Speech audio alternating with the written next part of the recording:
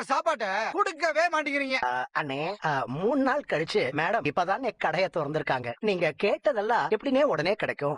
நாளைக்கு வந்தீங்கன்னா மேபி அது கிடைக்கும். ஏய் முதல்ல நீ யாரு? நான் யாருங்கிறதெல்லாம் இருந்துட்டு போட்டோனே, கடையில அதுவா முக்கியம். நாங்க ஆளுக்கு ஒரு 5 பூரி சாப்பிடுவோம். ஆமாண்ணே. அதுக்கு மேல எல்லாம் நாங்க சாப்பிட மாட்டோம். ஒரு 15 பூரி போட எவ்வளவு நேரம் ஆயிர போகுது?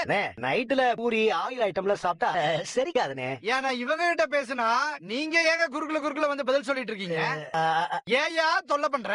என்ன உங்களுக்கு பிபி ப்ராப்ளம் இருக்கா? ஓ கண்டிப்பா இந்த மாதிரி வியாதி எல்லாம் இருக்கும்போது பூரி ஆயில் ஐட்டம்லாம் அவாய்ட் பண்ணணும்னு. சுட சுட இட்லியும் சாம்பாரும் புதினா சட்னியும் ரெடியா இருக்கு.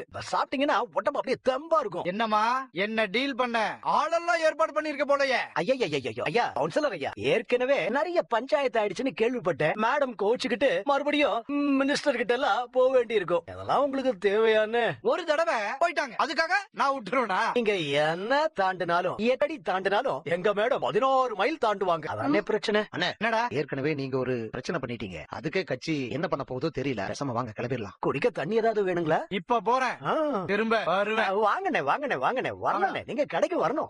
வரோங்க. அந்த கவுன்சிலரோட சட்டைய புடிச்சு 2 அடி அடிச்சு எதுக்கு இங்க அடிக்கடி வந்து தொந்தரவு பண்றேன்னு கேக்குறதுக்கு எவ்வளவு நேரம் ஆகும் பாக்கியா? ஆனா அப்படி மறுபடியும் பண்ணா ஏதாவது பிரச்சனை வரும்னு தான் அமைதியா இருக்கு. இவாளா ஒரு ஆளு பத்தில கவலைப்படாத பாக்கியா, பாத்துக்கலாம். பேசுனதுல இன்னும் தலைவலி அதிகமாயிருச்சு. கூட ஒரு காஃபி கிடைக்கும்.